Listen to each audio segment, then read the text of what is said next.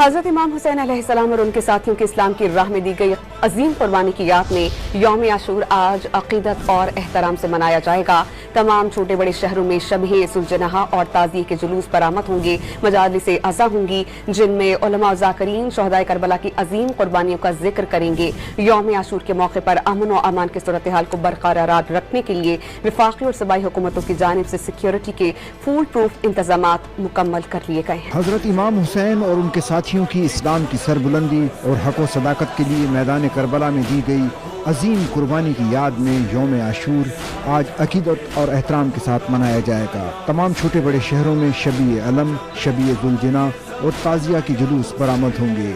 मजलिस अज़ा होंगी जिसमें उलमा और ज़ाकिरीन शहदाए करबला की अजीम कुर्बानियों का जिक्र करेंगे। ज़ाकिरीन और उलमाए कराम हजरत इमाम हुसैन की तालीमात और सानिहा करबला के मुख्तलिफ पहलुओं पर रोशनी डालेंगे, जबकि मातमी जुलूसों के दौरान किसी भी नाखुशगवार वाक़े से बचने के लिए जामे हिफाजती इंतजाम किए गए हैं। कराची, लाहौर, पेशावर, कोयटा समेत मुल्क के मुख्तलिफ हसास शहरों में सख्त सिक्योरिटी इंतजाम किए गए हैं। कराची में जुलूस के रास्तों पर पुलिस और रेंजर्स की भारी नफरी तैनात होगी। CCTV कैमरों के जरिए जुलूस की निगरानी की जाएगी।